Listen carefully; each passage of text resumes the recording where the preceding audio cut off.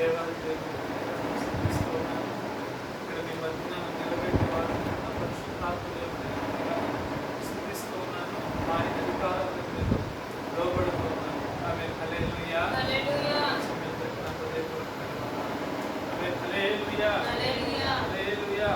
ప్రభువుని స్థుతించడము ఇప్పుడు ఎల్లప్పుడూ ఎల్లవేళలా మంచిది. మనకి ఎప్పుడు అన్ని వేళల అన్ని సమయాలలో ప్రభువుని స్థుతించడం మంచిది.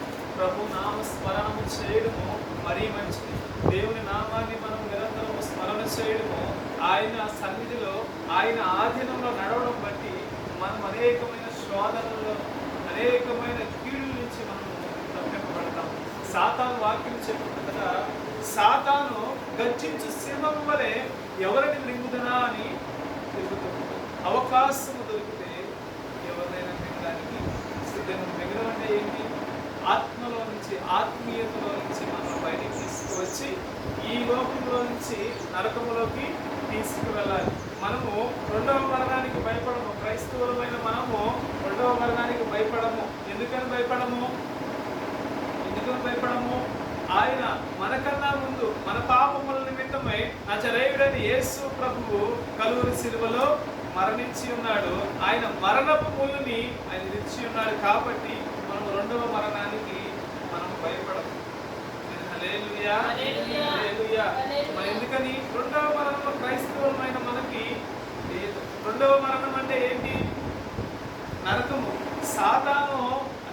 సాతాను యొక్క ప్రణాళిక ఏంటి అంటే మనలను ఆ నరకానికి తీసుకువెళ్ళాలి, ఆ రెండవ మరణానికి అప్పగించబడాలి అనే సాతాను యొక్క ప్రణాళిక. అందుకని గర్జించు సింహం వలె సాతాను నిరంతరం తిరుగుతుంది. ఆమేన్ హల్లెలూయా. దేవుని నామానికి స్తుతి కలుగును గాక. ఆమేన్ హల్లెలూయా. రోజు వాక్య నిమిత్తమై 2వ సమూయేలు 23వ అధ్యాయము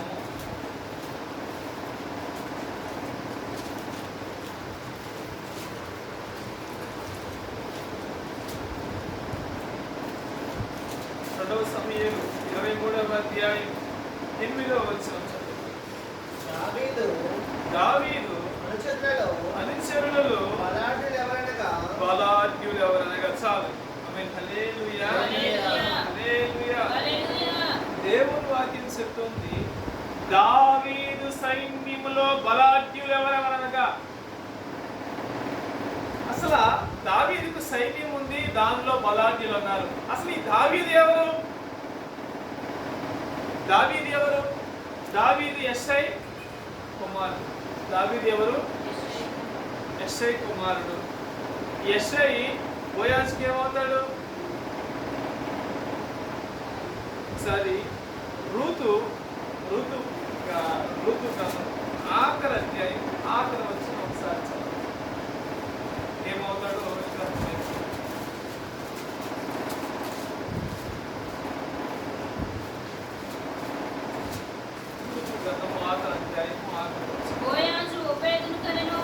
బోయాజు ఓబేదును కనెను, ఓబేదు యెషైను కనెను, యెషై దావీదును కనెను. హల్లెలూయా. దావీదు తండ్రి ఎవరు? యెషై తండ్రి ఎవరు? ఓబేదు తండ్రి ఎవరు? బోయాజు. ఇప్పుడు యెషైకి బోయాజు ఏమవుతాడు? తాత అవుతాడు. దావీదుకి ఈ బోయాజు ఏమవుతాడు?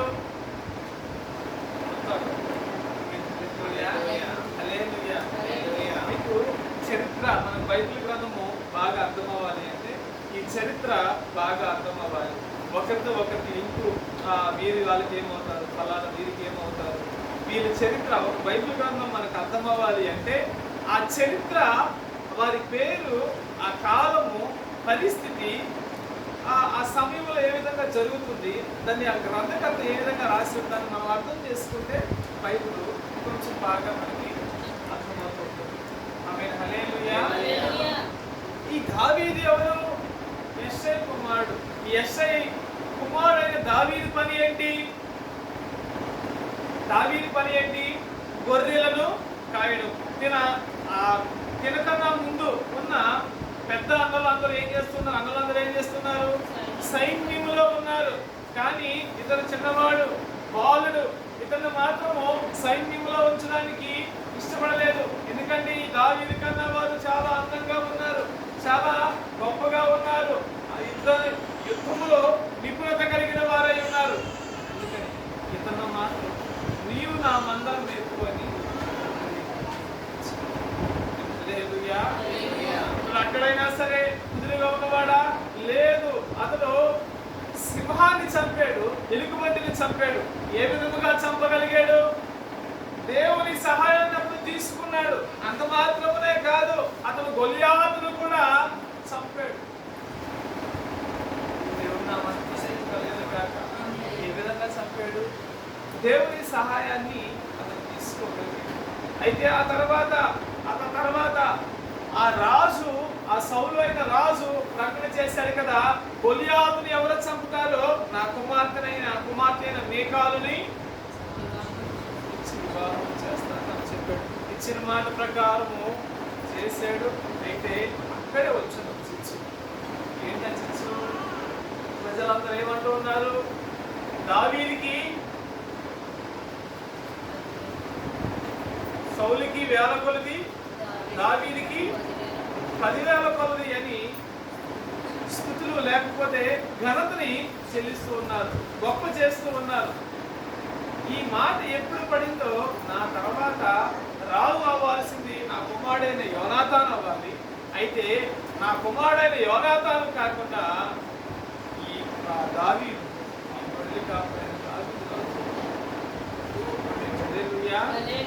అయితే దావీదుని పలుమార్లు చంపాలని సౌలు అనుకున్నాడు. ఈ దావీదు అనేక మార్లు తప్పింపబడ్డాడు. ఈ సౌలుని కూడా చంపే అవకాశం వచ్చినప్పటికీ దేవుని చేత అభిషేకింపబడిన వాడిని నేను చంపకూడదు, నేను పుట్టకూడదు అనుకున్నాడు. దేవుని నామానికి స్తుతి కలుగును. హల్లెలూయా. ఇవన్నీ జరుగుతూ ఉన్నవి.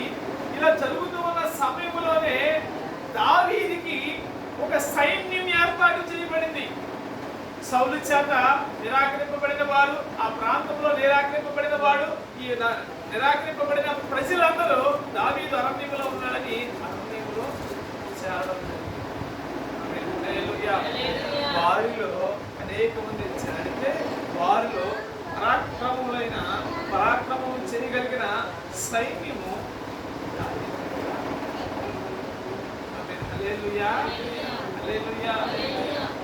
దావీదు రాజు అయ్యాడంటే, అల్పుడైన వాడు రాజు అయ్యాడు అంటే మొట్టమొదటిగా దేవుని సహాయం ఉన్నది.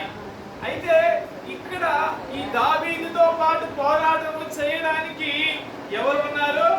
పరాక్రమం చేయగలిగిన సైన్యం. ఏ రాజు అయినా సరే, ఎక్కడైనా సరే, ఏ దేశమైన ప్రజెంట్ అయినా సరే, ఏ దేశము బలము కలిగిన దేశం అయితే ఆ దేశమే యుద్ధంలో గెలుస్తుంది. ఆ దేశం కమెంట్ చేస్తుంది, చేయాల్సిందే దాల్సిందే కమెంట్ చేస్తుంది. ఎందుకని? బలము కలిగిన సైన్యం ఉంది కాబట్టి, శక్తివంతమైన ఆయుధాలు వాళ్ళ దగ్గర ఉంటాయి కాబట్టి మిగిలిన దేశాలకి భయపడాల్సింది.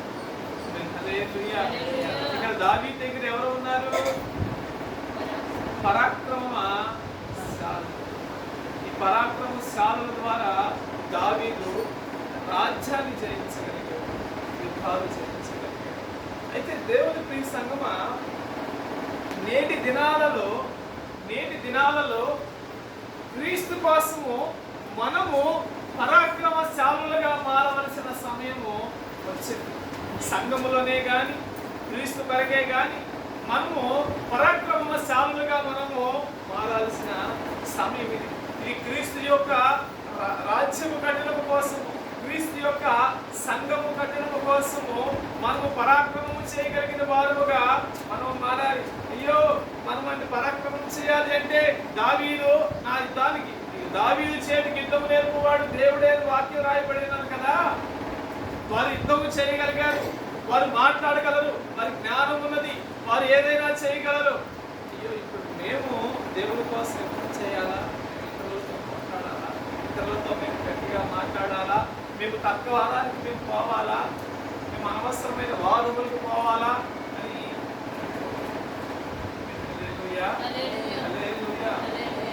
దేవుడికి మనం కూడా చేయవలసిన కొన్ని విషయాలలో మనం పరాక్రమం కలిగిన వారిని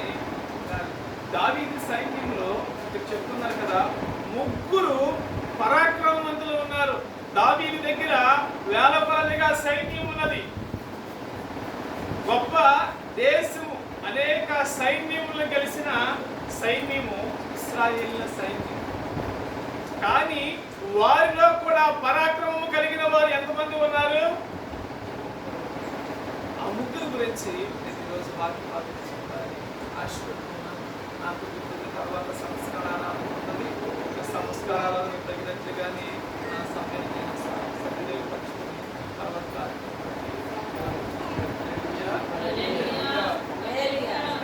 సమయాన్ని ఎక్కువ తీసుకో. దేవుని నామానికి స్తుతి కలుగును గాక. 8వ వచనం తర్వాత చదవండి. 8వ వచనం కానించి. దావీదు అనుచరులలో బలాఢ్యులు ఎవరనగా, దావీదు అనుచరులలో బలాఢ్యులు ఎవరనగా యోషే బెత్షెబెతను ముఖ్యుడగు తక్మోనీయుడు అతడు ఒక యుద్ధములో 800 మందిని హతము చేసెను. ఆమేన్. హల్లెలూయా, హల్లెలూయా. ఇతని పేరేం పేరు చెప్పాలి, ఒకరే చెప్తున్నారు అందరూ. బెత్షెబతు. ఆమేన్. హల్లెలూయా. ఇంకా మనకు అర్థమయ్యే భాషలో చెప్పాలంటే అదీనో రాజుల గ్రంథాలలో ఆ మాట రాయబడుతూ ఉంటుంది. ఆమేన్. హల్లెలూయా. అదీనో ఏం చేశాడు ఇక్కడ చదవండి. అతను ఏం చేశాడు? అతడు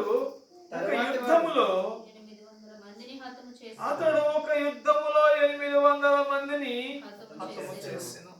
ఆమేన్. హల్లెలూయా. దేవుని ప్రియులారా, గొప్ప సైన్యం ఉన్నది. ఒక మనిషి 800 మందిని చంపడం అంటే సామాన్యమైన విషయము కాదు. అతడు యుద్ధములో ఎంతో సేపు పోరాడాలి. 1 గంట సేపు మనం ఏదన్నా పని చేస్తేనే ఈజీగా అలసిపోతాం. అవునా కాదా? అవునా కాదా? కానీ అతని ముందు గొప్ప సైన్యం ఉన్నది. ఎంతో గొప్ప పరాక్రమం కలిగిన వారు ఉన్నారు. అయినా సరే ఈ మొట్టమొదటి వ్యక్తి ఏం చేస్తున్నాడు చెప్పాలి? యుద్ధము చేస్తూనే ఉన్నాడు. గొప్ప సైన్యం ఉన్నది, నేను జయించలేనే. అయ్యో, 800 మందిని ఒక వ్యక్తి చంపగలడా? 800 మందిని ఒక వ్యక్తి చంపగలడా? అయినా సరే ఇతను వెనుతిరగలేదు. ఎందుకని? ఇతనులో అపనమ్మకము రాలేదు. నేను 800 మంది చంపలేనే, లేకపోతే ఆ సైన్యాన్ని నేను జయించలేనే, నా వల్ల కాదే అని అతడు అనుకోలేదు. అతను అనుకోకపోవడానికి గల కారణం ఏంటి? అపనమ్మకము రాలేదు. నేను ఈరోజు మనమైతే 8 మంది, నేను ఈరోజే నా పని అయిపోయింది, ఇదే నాకు ఆఖరి గడికి అనుకుంటాను.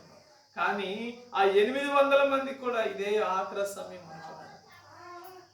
వెనుతిరగలేదు, అపనమ్మకము రాలేదు. దేవుని ప్రియ సంగమా, కొన్ని పరిస్థితుల్లో కొన్ని ఇబ్బందులలో మనలోకి అపనమ్మకము వచ్చేస్తుంది.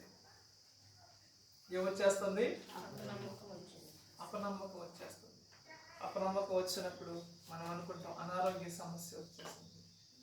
అనారోగ్య సమస్య అంటే ఈ వచ్చిన వాళ్ళు ఎవరు ఇక తగ్గదంటాం. క్యాన్సర్ అంటమ్మా.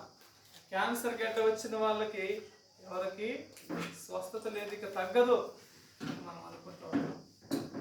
కానీ ఆ క్యాన్సర్ వచ్చిన వాళ్ళని కూడా దేవుడు స్వస్థపరిచాడు. పుట్టి గుడ్డివాడు దావీదు కుమారుడా ఏమన్నాడు? అతను దావీదు కుమారుడా దాటి వెళ్ళవద్దు అన్నాడు. కానీ దేవుడు అతన్ని దాటిపోయాడా? స్వస్థపరిచాడు.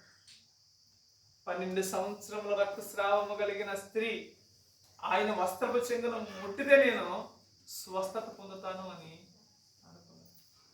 అపనమ్మకం వచ్చలా నాకు స్వస్థత కలుగుతుంది, ఏముందలే, అప్పటికే నేను నా దగ్గర ఉన్న ధనముతో అనేక మంది వైద్యుల దగ్గరికి వెళ్ళి నా ధనమంతా వ్యాయపరుచుకున్నాను, నష్టపరుచుకున్నాను, ఈయన దగ్గరికి వెళ్తే తగ్గుద్దా అని అనుకోవాలా.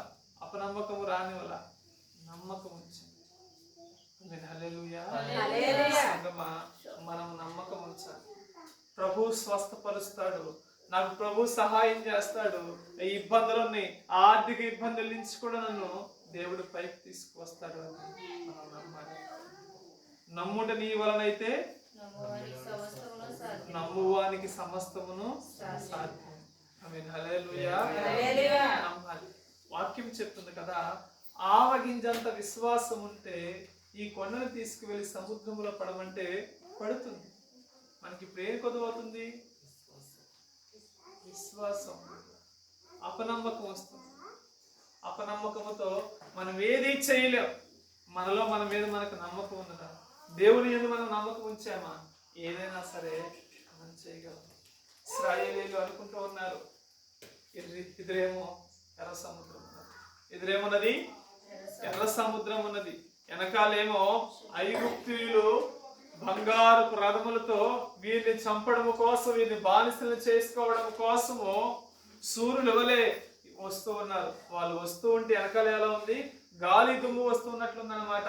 అంత గొప్ప సైన్యం వీరి మీదకి రాబోతుంది. వాళ్ళందరూ అనుకుంటూ ఉన్నారు, అయ్యా అక్కడ మాకు సమాధులు లేవని ఇక్కడికి మమ్మల్ని తీసుకువచ్చారు, అయ్యో మమ్మల్ని ఇక్కడ చంపడానికి తీసుకువచ్చావా అని మోషే మీద సనుగుతూ ఉన్నారు. దేవుడు మోషే అనే దేవునికి ప్రార్థన చేశాడు, నీవు నీ కర్రతో ఆ సముద్రాన్ని కొట్టమన్నాడు. సముద్రం ఏమైపోయింది? 2 పాయలుగా చేర్చబడింది.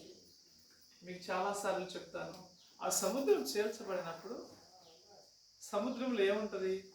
మట్టి ఉంటుంది, ఇసుక ఉంటుంది, ఏముండదు అక్కడ.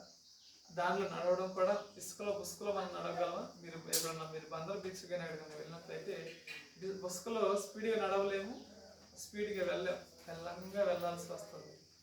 కానీ వారు 6 నేల మీద వాక్యం చెప్తుంది, సముద్రం ఇట్లా 2గా చేర్చబడింది. అంటే ఎంత బలమైన గాలి ఆ సమయంలో వచ్చింది. 2గా సముద్రాన్నే 2గా చేర్చగలిగినంత గాలి. మళ్ళీ వెంటనే 6 నేల, ఎంత ఎక్కువ ఉష్ణోగ్రతతో ఆ నేల కాల్చబడాలి. దేవుడు ఒక అద్భుతం ఆ ప్రాంతంలో ఎన్నో అద్భుతాలు చేశాడు. కానీ అది ఎలా జరిగింది? మోషే నమ్మడం. దేవుడు చేయగలడు అని మోషే ముందు నమ్మాడు. హల్లెలూయా. దేవుడు మోషేని పిలిచినప్పుడు వెంటనే పిలవలేదు, ఆ కర్రను పట్టుకోమన్నాడు. కర్రను పట్టుకోగానే పామే, దాన్ని ఇట్లా చేయమన్నాడు. మళ్ళీ వెంటనే ఏమైంది? ఆ పాము కర్ర. ఇంకా కొన్ని అద్భుతాలు చేశాడు. చేతిని వచ్చినట్లు, తెల్లగా అయ్యేటట్లు, మామూలుగా అయిపోయేటట్లు అన్ని దేవుడు అద్భుతాలు చేశాడు. ఎన్ని దేవుడు ఎందుకు చేశాడు? మోషే ముందు నమ్మకం కలిగించడం కోసం, నేను నీకు తోడుగా ఉన్నాను అని చెప్పడం కోసము మోషే మధ్యన దేవుడు అద్భుతాలు చేశాడు. మోషే నమ్మాడు కాబట్టి ఇక్కడ ఎర్ర సముద్రం చేర్చబడింది. మోషే నమ్మాడు కాబట్టి రాయిని పట్టుగా దానిలో నుంచి ఏమొచ్చినాయి? నీళ్లు వచ్చినాయి. మోషే నమ్మాడు కాబట్టి ప్రార్థన చేశాడు కాబట్టి ప్రార్థన చేయగా దేవునికి ఆకాశం నుంచి దేవుని మనం ఈరోజు నమ్మాలి. ఏమని నమ్మాలి? దేవుడు నమ్మవాడు. దేవుడు నేను అడిగితే దేవుడు నాకు ఏదైనా అనుగ్రహిస్తాడు అని మొదటగా నమ్మాలి. శోధన ఎల్లకాలము ఆ శోధనలో మనల్ని దేవుడు ఏం చేయాలనుకుంటాడంటే రాడు తెలియ విధముగా చేయాలనుకుంటాడు. మరలా అదే సమస్య వచ్చిన, అదే శోధన మన జీవితంలోకి వచ్చినప్పటికీ ఆ శోధన మనల్ని చేయలేదు. అవన్నీ మనము నిలబడాలి అంటే మొట్టమొదటిగా మనకు కావాల్సినది ఏంటి? మనకు కావాల్సిన అపనమ్మకం. పరిస్థితులు చేయి దాటిపోయినా సరే, మనుషులు మనకు కళ్ళ కనిపించేది ఎలా ఉంటుందంటే, మన కళ్ళ కనిపించేది ఎలా ఉంటుందంటే మన జీవితం అయిపోయింది అని ఎదురు వాళ్ళు అనుకుంటూ ఉంటారు. కానీ దేవుడు వారిని మరలా చెప్తాడు. అది వాక్యం కదా, నిషేధింపబడిన రాయే మూలకు తలరాయి అయిన. అందరూ అనుకుంటారు వీరి పని అయిపోయింది, ఇంక వీళ్ళతో మనకు ఉపయోగం లేదు, వీరిని మనం విడిచిపెడదామని వారందరినీ అందరూ త్రోసి వేస్తారు. కానీ దేవుడు వారిని ఎప్పుడు పట్టుకుంటాడో, వారు దేవుడిని ఎప్పుడు పట్టుకుంటారో అప్పుడు దేవుడు వారిని హల్లెలూయా. ఎన్నుకోలేని వారు, ఎందుకు చేయబడిన వారే, వారితో ఇక ఉపయోగం లేదనుకుని అసహించుకున్న వారి అపహాస్యం చేసిన వారే మరలా వీరి మీద అయ్యా మాకు సహాయం చేయరా. హల్లెలూయా. దేవుని నామానికి స్తుతి కలుగును గాక. మనం ఏం చేయాలి ఇప్పుడు? అపనమ్మకము రాకుండా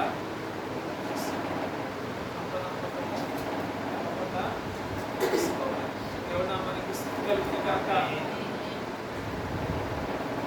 మన భారతదేశానికి యేసు ప్రభు వారి శిష్యుల్లో ఒకరు వచ్చారు. ఎవరు అతని పేరు చెప్పాలి? తోమా గారు భారతదేశానికి వచ్చారు. ఆయన అనుమానస్తుడు, అవునా కదా? తోమా గారికి అనుమానం లేదా? చాలా అనుమానస్తుడు. యేసు ప్రభు వారు మరణించిన తర్వాత ఆయన సమాధిలో నుంచి లేపబడి అనేక మందికి కనిపించారు, శిష్యులందరికీ కూడా కనిపించారు. కనిపించిన తర్వాత ఈ తోమ వచ్చారు. ఆ తోమ ఆ సమయంలో లేడు. తోమ వచ్చిన తర్వాత చెప్తూ ఉంటారు, అయ్యా యేసు ప్రభు వారు వచ్చారు, ఈ విధంగా చెప్పారు, బలపరిచారు, ఈ విధంగా జరిగింది, ఈ విధంగా జరిగింది. మీకు మనకన్నా ముందే చెప్పాడు కదా, వాక్య భాగంలో మనకు ముందే చెప్పాడు కదా, ఆయన బ్రతుకున్నప్పుడు సజీవంగా ఉన్నప్పుడు నేను మీకన్నా ముందు గలిలియాకు వెళ్తానన్నాను కదా, ఆయన ఆ విధముగానే గలిలియాకు వచ్చాడు. అన్నీ మేము చూసామైతే ఇప్పుడు ఈ తోమ అంటున్నాడు కదా, నేను ఆయన రేపులు కొట్టబడిన చేతులలో ఆ రంధ్రములలో నేను ఏం పెట్టాలంటాడు, ఏది పెట్టి చూడాలి. ఆయన గంపలో పొడవబడ్డ కల్లిము దగ్గర నేను చేయి పెట్టి ఐదో కాదు, నేను చూస్తేనే రోజు కొన్ని రోజులు గడిచిన తర్వాత యేసు ప్రభు వారు వచ్చి తోమాతో మాట్లాడి అప్పుడు చెప్తూ ఉన్నాడు, పశ్చాత్తాపడి కన్నీరు కాలుస్తూ అంటున్నాను కదా, అయ్యా అని యేసు ప్రభు అంటున్నాడు, నీవు నన్ను చూచి నమ్మేవు, చూడక నమ్మిన వారు, నీవు నన్ను చూసి నమ్మేవు, చూడక నమ్మిన వారు.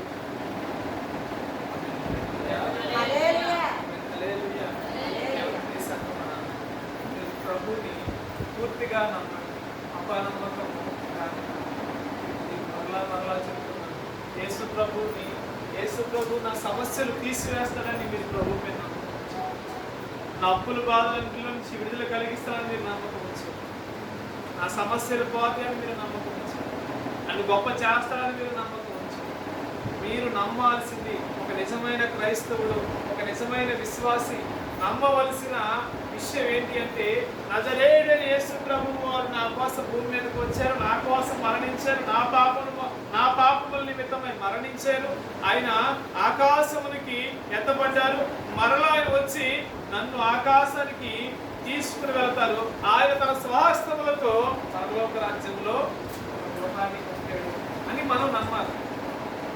హల్లెలూయా, హల్లెలూయా. అది నిజమైన విశ్వాసం. మన అనారోగ్య సమస్యలే కానీ, మన ఇబ్బందులే కానీ, శోధనలే కానీ, అలాగే కుటుంబ కలహములే కానీ, ఇబ్బందులే, వీటి గురించి మనం ప్రభు నమ్మేమంటే ఆ విశ్వాసము ఎల్లకాలం నిలవదు. మరలా శోధన వస్తుంది, ఇబ్బంది వస్తుంది, ఆ ఇబ్బందులు మనం ఏమైపోతాం?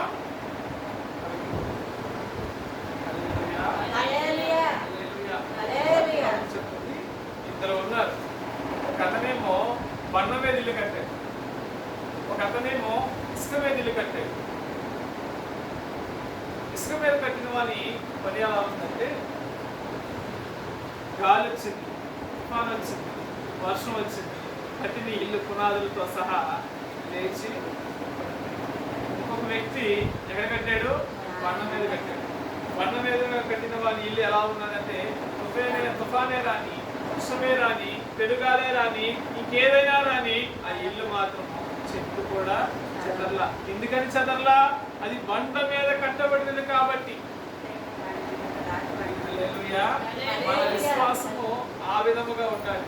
మనము ఈలోక ఆశీర్వాద ఆశీర్వాదముల కోసం, ఈ లోక దీవెనల కోసం మనం ప్రభునందు విశ్వాసం ఉంచి నమ్మకం ఉంచితే మరలా అది కష్టం వచ్చినప్పుడు యోబు జీవితంలో ఏ విధముగా కష్టం వచ్చి శోధన వచ్చిందో అదే శోధన కష్టము దేవుడు మన జీవితంలోకి మనల్ని పరీక్షించడం కోసము అనుమతిస్తే మాత్రము ఖచ్చితంగా తొలగిపోతాం.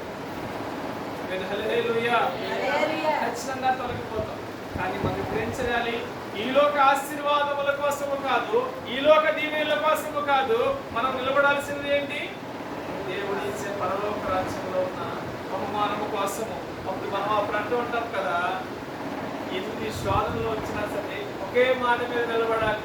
ఏంటి ఆ మాట? యోబు అంటూ ఉంటాడు కదా, యెహోవా ఇచ్చెను, యెహోవా తీసుకొనెను, ఆయన నామమునకు స్తుతి కలుగును గాక. మరలా తన భార్య అంటూ ఉంటుంది కదా, నీవు నీ నమ్మకత్వాన్ని, నీ యథార్థతను విడిచిపెట్టి నీ దేవుని నువ్వు దూషించి మరణము తప్పు అని యోబు భార్య ఏమంటాడు? యోబు దేవుని చేత నీవు మేలు అనుభవించినప్పుడు, దేవుడు కీడు చేసినప్పుడు అలా మనలో మనము స్థిరపరచుకుంటాం. అపనమ్మకం మాత్రము రాత్రి వాక్యభాగం దేవుడు నన్ను శిక్షించను గాని మరణమునకు అప్పగించలేదు. దేవుని సంగమా, మీరు మీ జీవితంలోకి కొన్ని శోధనలే కానీ ఇబ్బందులే కానీ వచ్చినప్పటికీ దేవుడు నిన్ను పరీక్షిస్తున్నాడో లేకపోతే శోధిస్తున్నాడో అది నువ్వు దేవుడిని విడిచిపెట్టకూడదు. ఎన్ని శోధనలు, ఎన్ని శిక్షలు, ఎన్ని ఇబ్బందులు వచ్చినా దేవుడు మాత్రము మనల్ని మరణమునకు ఎంత మాత్రమునో అప్పగించడు. ఎందుకని దేవుడి రాకడ ఎందుకు ఆలస్యం అవుతున్నది? మన పరలోక రాజ్యానికి మనం సిద్ధపడలేదు కాబట్టే దేవుడు ఇంకా ఆయన రాకడ ఆలస్యం అవుతుంది. అనేక మంది పాపాత్ములు సైతము, నరహంతకులు సైతము, దుర్మార్గులు సైతము ఈ భూమి మీద ఇంకా సజీవులుగా ఎందుకుంటున్నారు? దేవుడు వారికి మరలా అవకాశాన్ని ఇస్తూనే ఉంటున్నాడు. ఎందుకని? ఇది సమయమైన రక్షణ పొందుతారేమో, ఈ సమయమైన వారు మారు మనసు పొందుతారేమో, దేవుడు వారికి అవకాశాన్ని కల్పిస్తున్నాడు. దేవుడి నామానికి స్తుతి కలుగును గాక. హల్లెలూయా. హల్లెలూయా. మొదటగా మనకి ఏ రానివ్వకూడదు? అతనికి అపనమ్మకము రాకుండా ఉండడం బట్టి ఎంతమందిని చంపాడు? 800 మందిని చంపగలిగాడు. ఒక మనిషి అంతమందిని చంపడం మాటలతో అసాధ్యమైనది. మాటలతో నేను ఇంతమందిని ఇంకా ఇన్నోలో చేయగలని మాటతో కూడా చంపాడు. అలాంటి యుద్ధాన్ని చేశాడు. హల్లెలూయా, హల్లెలూయా, హల్లెలూయా.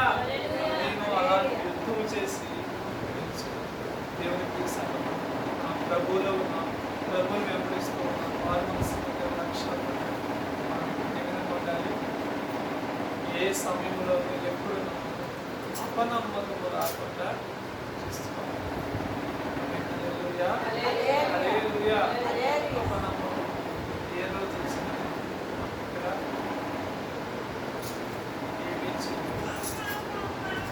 దేవుడు నామానికి స్తుతి కలుగును గాక. తర్వాత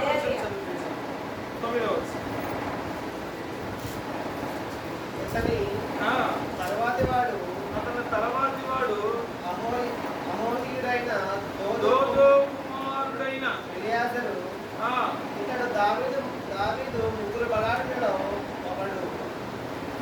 దోదో కుమారుడైన ఎలియాజరు దావీదు ముగ్గురు బలాఢ్యులలో ఒకడు. యుద్ధమును కూడి వచ్చిన ఫిలిష్తీయులు ఇశ్రాయేలీయులను తిరస్కరించి నీపని వచ్చినప్పుడు ఇశ్రాయేలీయులు వెళ్ళిపోగా అతడు లేచి చేయి తిమ్మురుకొని కత్తి దానికి అడ్డుకొని పోవు వరకు ఫిలిష్తీయులను హతము చేయించు వచ్చింది. ఆ దినమున యెహోవా ఇశ్రాయేలీయులకు గొప్ప రక్షణ కలుగజేశాడు. దోపుడు సొమ్ము పట్టుకున్నట్టుకు మాత్రము జనులు అతని వెనుక వచ్చింది. ఆమేన్. హల్లెలూయా, హల్లెలూయా. దేవుని నామానికి స్తుతి కలుగును గాక. ఆమేన్. హల్లెలూయా. పేరు ఎలియాజరు పొలంలో ఉన్నాడు. ఉన్నాడు. అలసందల గింజ మన భాషలో చెప్పాలంటే చిక్కుడుగాయల తోట, లేకపోతే మినుముల తోట, అదొక తోట. ఆ తోటలో ఇశ్రాయేలీలందరూ పని చేసుకుంటూ ఉండగా ఈ ఫిలిష్తీయులందరూ వీరిని చంపడం కోసము ఈ ప్రాంతానికి వచ్చారు. వీరందరినీ చుట్టుముట్టారు. చుట్టుముట్టగానే ఈ విషయం తెలిసిన ఇశ్రాయేలీలందరూ పారిపోయారు. కానీ ఈ ఎలియాజరు మాత్రం ఎలియాజరు పారిపోలేదు. పారిపోవచ్చు, వారికి ఎంత చిక్కుడు గింజల తోట, పెద్ద విషయం ఏమీ కాదు. వారి ఆహారం, అది ఆహారం మాత్రమే. కానీ దేవుడు మాకు అనుగ్రహించిన దానిని, దేవుడు మాకు స్వాస్థ్యముగా ఇచ్చిన ఈ కానాను దేశములో ఉన్న ఈ ప్రాంతాన్ని, ఈ ఆహారాన్ని మేమెందుకు కోల్పోవాలి అని ఏం చేశాడు? యుద్ధము చేశాడు. ఎలా చేశాడు? అలసిపోకుండా తన కత్తి తన చేతికి అంటుకుపోయేంత వరకు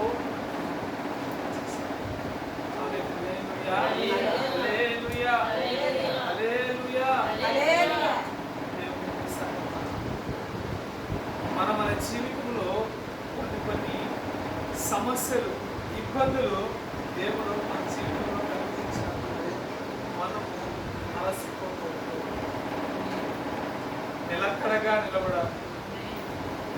ఇబ్బందులు, సమస్యలు మన జీవితంలో వచ్చినప్పటికైనా సరే మనం ఏ సమయంలో ఎక్కడ అలసిపోయేవారు. అలసిపోయాము అంటే మనల్ని సాతాను మనల్ని దొంగిలిస్తాడు.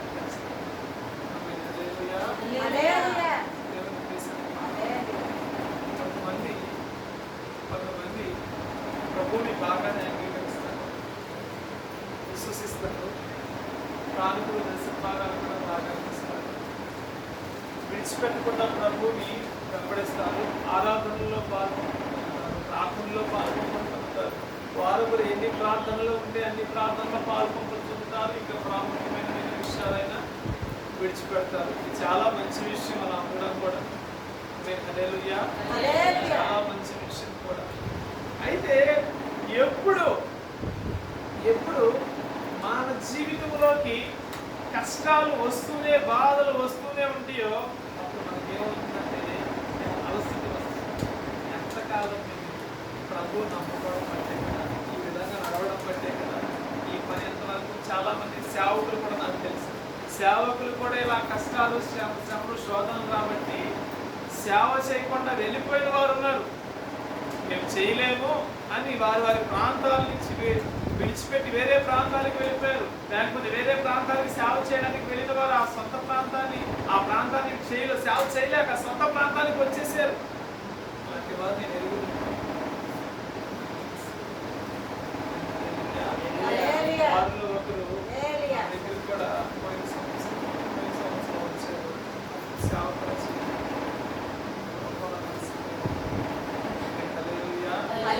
గొప్పగా వాక్యాన్ని బోధించగలిగిన వారు. అందుకని అలసిపోయారు. వారి జీవితంలో వస్తున్న సమస్యలను బట్టి అలసిపోయారు, కష్టాలను బట్టి అలసిపోయారు, ఇబ్బందులను బట్టి అలసిపోయారు. మన జీవితంలో వచ్చే పనుల్లో ఏ రోజు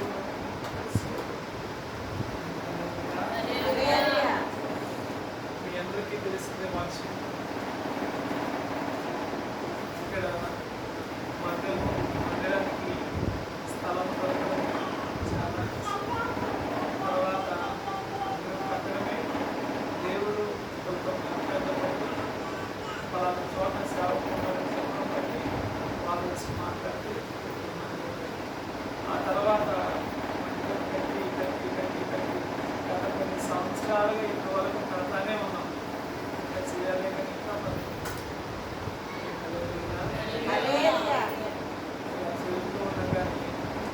ఆర్థిక సమస్య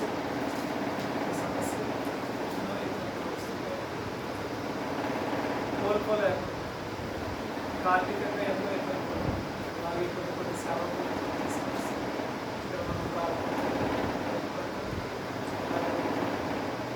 ఆ తర్వాత ఏదో దేవుని సేవ సమయం పాప విషయంలో సాధారణలో అయినా సరే దేవుని నామ మహిమ మాత్రమే, దేవుని నామానికి మహిమ కలగడం కోసమే ఆ విషయంలో వెళ్తూ ఉన్నాక ఇంకా మళ్ళీ ఇబ్బందులు మళ్ళీ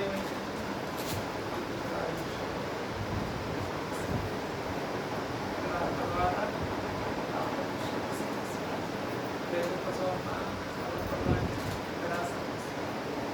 ఇంకా ఎక్కడా కూడా నీరు నీడ లేకుండా శోధించబడతాయి. సాతాను పనిచేయకుండా సాతాను ఎంతో మమ్మల్ని ఎంతో శోధిస్తుంది. ఒకసారి అనేసరికి కార్తీకంలో తీసేసరికి అయినా సరే మీరు ఎక్కడ అలసిపోతుంది. నా తీర్మానం బ్రతికినంత కాలం నమ్మకంగా ప్రభు సేవ చేయాలి. నమ్మకంగా ప్రభు సేవ చేయాలి. ఒకవేళ మరణించే మనకు రాజ్యాన్ని పరలోక రాజ్యంలో జీవించాలి. అందుకోసమే కదా నేను నాకు దేవుడు మంచి జీవితాన్ని ఇచ్చాడు. బైబిల్ కాలేజీలో డీప్గా ఉన్న అవకాశాన్ని కూడా నేను విడిచిపెట్టి నేను ఐపీసీ సంస్థలో అంత గొప్ప అవకాశాలు దేవుడు నాకు ఇచ్చినా సరే అన్నీ విడిచిపెట్టి కొన్ని ఆత్మల రక్షణ ఇప్పుడు అలసిపోయారనుకోండి ఏమవుతుంది? తీర్మానం సేవ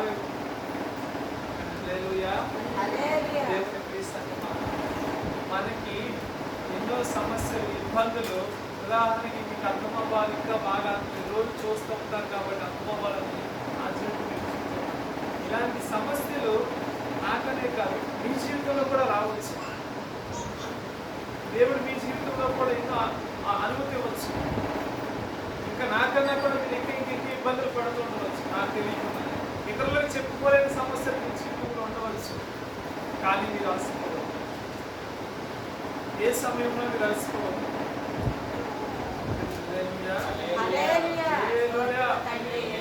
అలసిపోయామంటే మనం లోబడిపోతున్నాం. సాతానికి మనం లోబడిపోతున్నాం. వాక్య భాగం చెప్తుంది కదా, మీరు సాతాన్ని ఎదిరించని అప్పుడు సాతాన్ ఏం చేస్తారు? మీ వద్ద నుంచి కాలిపోతారు. మీరు ఏ సమస్య వచ్చినా మీరు ఎదిరించనే తప్ప పారిపోతారు. ఎన్నో సమస్యలు మన జీవితంలో వస్తూ ఉంటాయి. మనం ఏం చేయాలి? నిలబడాలి, పోరాడాలి. అంతే తప్ప మనం ఏం చేయాలి? పారిపోకూడదు. మనం పారిపోయామా? ఆ సమస్యల నుంచి పారిపోయామా? ఆ సమస్యకి మనం జీవితకాలం అంతా దాసులమే. దేశం ఉంది, ఒక దేశం ఇంకొక దేశం మీద యుద్ధం చేస్తుంది. ఒక దేశం వచ్చి ఇంకొక దేశానికి యుద్ధం చేస్తుంది.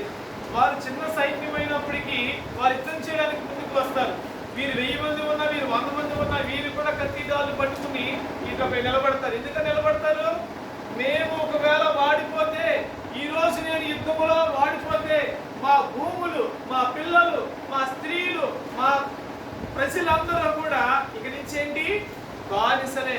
యుద్ధములో వాడిపోతే బానిసలు మనకు తెలుసు కాబట్టి 1000 మంది మీదకి 100 మంది ఉన్నా సరే దానికి బానిసలుగా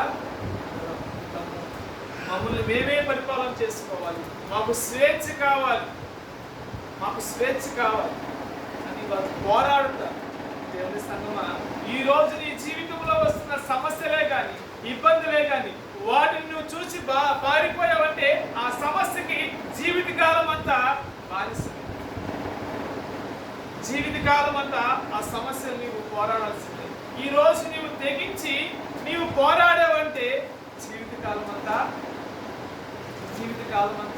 నీకు స్వేచ్ఛ కలుగు. దేవుని నామానికి స్తుతి కలుగును గాక. హల్లెలూయా, హల్లెలూయా. ఎలియాజరు ఏ విధంగా పోరాడాడు? తన కత్తి తన చేతికి అంటుకునేంత వరకు కూడా, అంటుకుని రానంత వరకు దాన్ని పోరాడుతూనే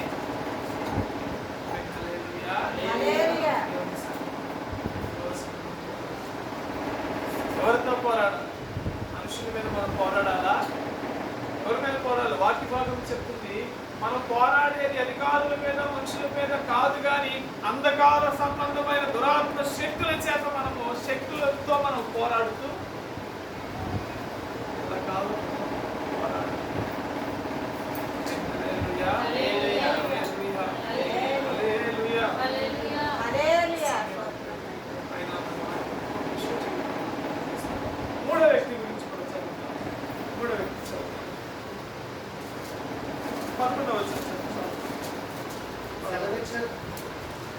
ఇతని తరువాత వారెవరనగా 11వ వచనం.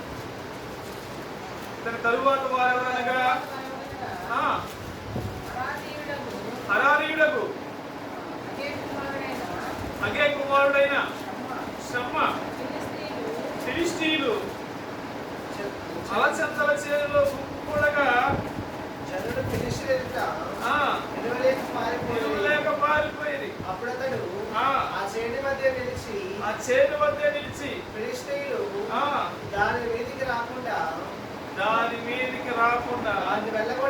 అతన్ని వెళ్ళగొట్టి వారిని హతము చేయడం వలన యెహోవా ఇశ్రాయేలులకు గొప్ప రక్షణ వారిని హతము చేయడం ద్వారా యెహోవా ఇశ్రాయేలుకి గొప్ప రక్షణ కలిగించాడు.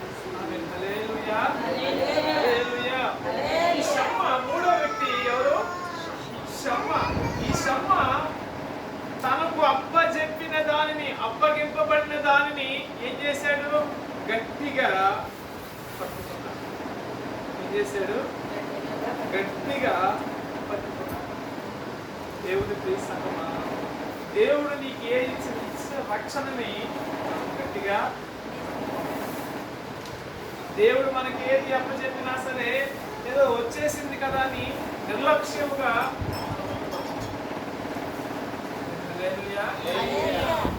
చాలా మంది వారికి ఇష్టమైన వస్తువుల కోసము కొంతమంది యూత్ పోరాడుతూ ఉంటారు. నాకు అది కావాలి, ఇది కావాలి, బైక్ కావాలంట. నువ్వు కాకపోతే నేను చదువుతాను తల్లిదండ్రులు కూడా చదివేస్తాను. సర్లే ఆ బైక్ కన్నా డబ్బుల కన్నా నువ్వు మాకు ఎక్కువయ్యా అని తల్లిదండ్రులు కొనిపెడతారు. కొనిపెట్టిన తర్వాత ఏమంటారు?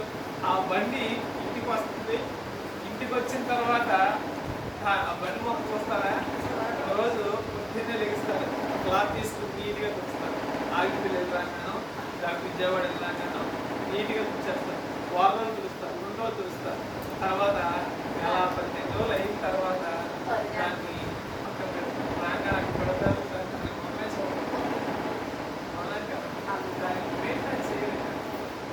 ఈ తర్వాత కొన్నాళ్ళకి దానికి ఇంజిన్ ఆయిల్ ఎప్పుడు అయిపోతుందో కూడా తెలియదు. దానికి ఏ వస్తువు పోతుందో కూడా తెలియదు. గాలి కొట్టించే గాలి ఉందో లేదో కూడా పట్టించుకోరు. ఎందుకని? తల్లిదండ్రుల మీద పోరాడి దాన్ని సాధించుకున్నారు. తర్వాత దాన్ని మెయింటైన్ చేయాలి కదా.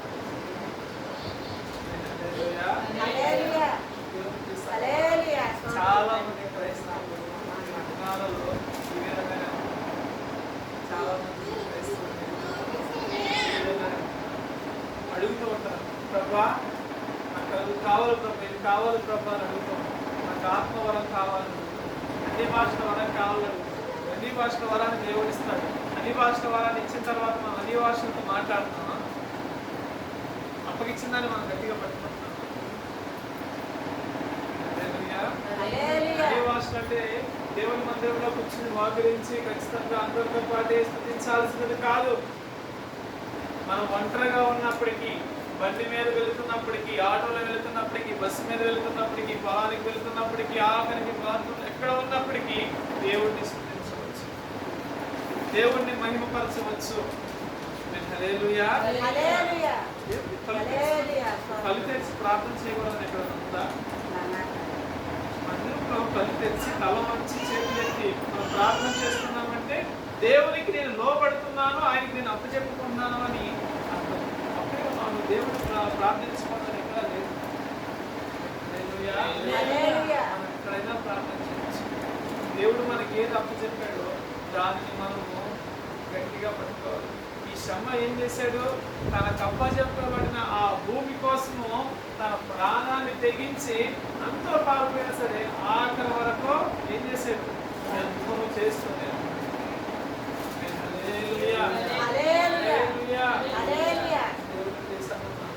దేవుడు నీకు ఏది అప్పగించాడు దానిని విడువక దేవుడు రక్షణ అనుగ్రహించాడు. ప్రభా నన్ను పాపాలను క్షమించి ప్రభా నేను నమ్ముకున్నాను ప్రభా అని ప్రభుని అడిగిన తర్వాత ఆ రక్షణ మనం కాపాడుకుంటున్నాం. సంగమా నేనైతే నా గురించి నా వరకైతే నేను చూసినప్పుడు నేను బాగానే ఉన్నాను. ఇక్కడ నాకైతే చాలా మంది కొంతమంది నాకు తెలిసిన వాళ్ళైతే ఎలా ఉన్నారంటే వారు రక్షణ వారు కాపాడుకుంటారు. వారి రక్షణని వారు కాపాడుకుంటారు. ఎవరొస్తే నేను మన వారం ఊరెళ్ళినప్పుడు పిల్లలతో ఆడుతున్నానని నేను కూడా బాబు తీసుకెళ్ళి కాసేపు కూర్చున్నాను. అక్కడికి ఎవరొస్తూ వచ్చాడు అంటే చాలా మంది అక్కడ ఉన్న వాళ్ళందరూ ఎవరొస్తుంది నేను పద్మాలని గమనించింది తెలుసా. నేను రక్షణ పొందే సమయంలో అంటే చిన్నపిల్లోడిగా ఉంది మందిరానికి వస్తాను. ఆ తర్వాత అతను మందిరానికి వెళ్ళి బాప్టిజం పొందాడని కూడా తెలుసు. ఎవరి కాలంలో ఉన్నాక నేను అందుకని యవనస్తులు మందిరానికి కొంచెం అతను గమనిస్తాను. ఆడుతున్నాను, క్రికెట్ ఆటలకు వచ్చాడు. జేబీలో నుంచి చేపెట్టి అతను గమనిస్తా ఉన్నా. నేను దూరంకి వచ్చాను. సిగరెట్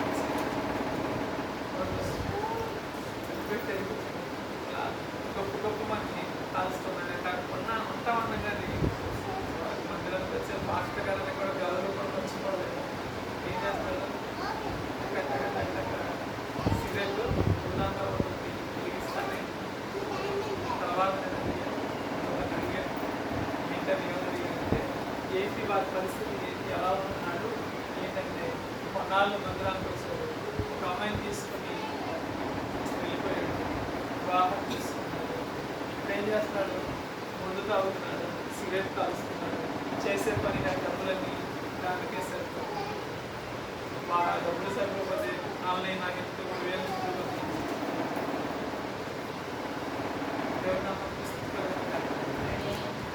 అతను పొందిన ఆ రక్షణని గట్టిగా పట్టుకున్నాడా? అతను పొందిన రక్షణను గట్టిగా పట్టుకున్నాడా?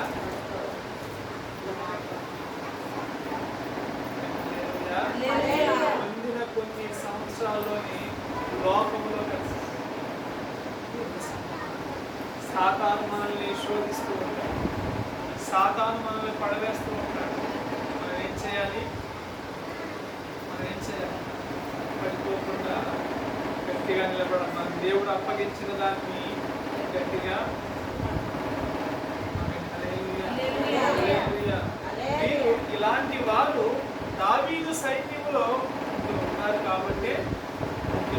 కాబట్టి పరాక్రమశాలులుగా ఉండి గొప్ప యుద్ధాన్ని చేయగలిగారు. కాబట్టి దేవుడు ప్రియులారా, మనము దావీదు చేతిలో గొప్ప సైన్యం ఉన్న రీతిగా మనము మన సంఘంలోనే కానీ క్రీస్తు కోసం మనం నిలబడే గొప్ప పరాక్రమశాలులుగా నిలబడాలి. విశ్వాస విషయంలోనే కానీ ఏ విషయంలోనే సరే మనం బలముగా నిలబడే వారుగా ఉండాలి. మొట్టమొదటి వ్యక్తి ఏం చేశాడు చెప్పాలి. వేశ్యావేత్తని ఏం చేశాడు? 800 మందిని చంపాడు. అయితే అతనిలో ఏ రాకుండా చూసుకున్నాడు?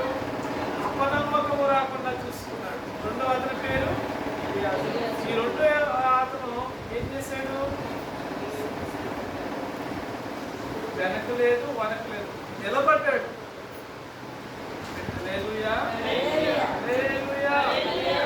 వాళ్ళకి స్థుతి కలుగుతుంది కాక ఆశకు వచ్చినప్పుడు కూడా నిలకడగా నిలబడ్డాడు. ఆఖరి వ్యక్తి పేరు షమ్మ. ఈ షమ్మ ఏం చేశాడు? చదవాలి.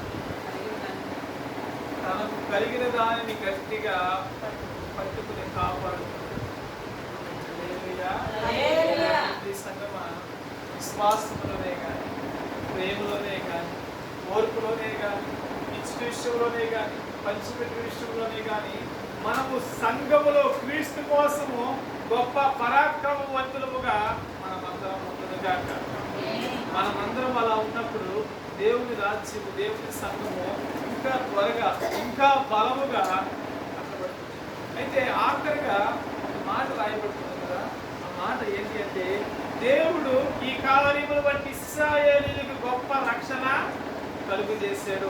ఒక్కొక్క వ్యక్తి తర్వాత ఆ వ్యక్తి కింద ఏమంటుంది, దేవుడు ఈ కార్యమును బట్టి ఇశ్రాయేలీయులకు గొప్ప రక్షణ కలుగు చేశాడు.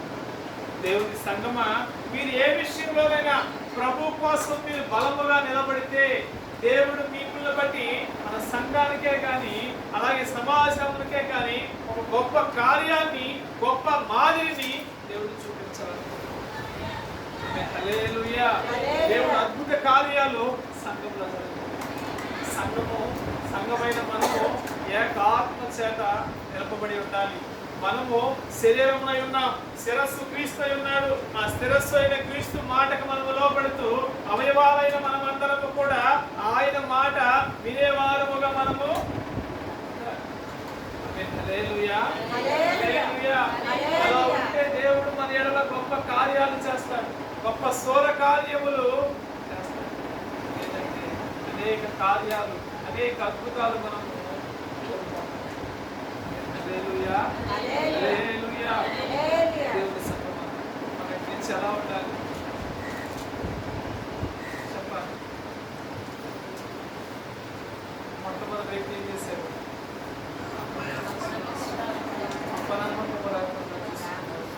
రెండో వ్యక్తి స్థిరంగా నిలబడ్డాడు, అలసటలో కూడా నిలబడ్డాడు, అలసిపోయినప్పటికీ నిలబడ్డాడు. మూడో వ్యక్తి తనకి కలిగిన దాన్ని గట్టిగా ఇలా దేవుడి సన్నిధిలో ఈ విధంగా మనం నిలబడి ముందుకు దేవుడు మన గొప్ప కార్యాలు, దేవుడు అద్భుతమైన కార్యాలు, గొప్ప కాపుదల, దయ, సహాయం చేయను కాక. గొప్ప కాపుదల మనందరితో నిరంతరము ఉన్నను కాక. మాట దేవుడు దీవించి ఆశీర్వదించు. ప్రార్థన చేసుకుంటున్నాను. స్తోత్రం స్తోత్రం స్తోత్రం స్తోత్రం స్తోత్రం దేవా, గొప్ప కృపమైన వందనాలు చెల్లిస్తున్నాం నాయన. గొప్ప యేసయ్యా, మీ ఉన్నతమైన శ్రేష్టమైన నామాన్ని బట్టి వందనాలు చెల్లిస్తున్నాం నా తండ్రి. ప్రభువా నాయన, ఇప్పటి వరకు నాయన ప్రభువా ఆరాధన మహిమకరంగా జరిగించిన విధానాన్ని బట్టి మీకు వందనాలు చెల్లిస్తున్నాం.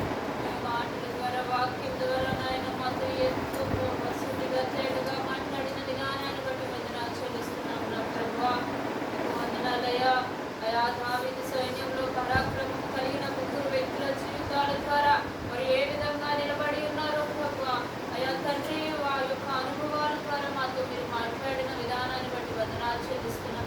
మా జీవితాల్లో ప్రభు అటువంటి అంశాలనైనా మేము అవలంచుకునే కృపను మాకు దయచేయండి. మీ వాక్యానుసారంగా జీవించే జీవితాలు ఇంకనూ మాకు, మా బిడ్డలకు, మా సంఘాలకు మీరు దయచేయమని అడుగుతున్నాం. అయా చెల్లించిన మీ బిడ్డలందరినీ మీరు జ్ఞాపకం చేసుకుని పేరు పేరు మీరు ఆశీర్వదించండి. అయా ఎవరు ఏంటి అవసరంలో ఉన్నారో ప్రభువా, సమస్తంలో వారికి సహాయం దయచేయండి. అయా మరి మందిరానికి రాలేకపోయిన బిడ్డలు మీరు జ్ఞాపకం చేసుకుని అయా మరి పరిస్థితుల ద్వారా వారు రాలేకపోయారు ప్రభువా, మరొక సమయంలోనైనా వారిని మీరు తీసుకురండి నా ప్రభువా. వందనాలు చెల్లిస్తున్నాం. ఆయన ప్రభు వాళ్ళ ఆరాధనంతట్లో కూడా తోడైనా నడిపించండి ప్రభువా, సిద్ధపరచండి ప్రభువా. ప్రాణాత్మ దేహాన్ని మీరు సిద్ధపరచండి, పరిశుద్ధులుగా చేయండి. అయా తండ్రి, ఇంతవరకు ఆరాధన భయంకరంగా జరిగించిన విధానాన్ని బట్టి మీకు మరొకసారి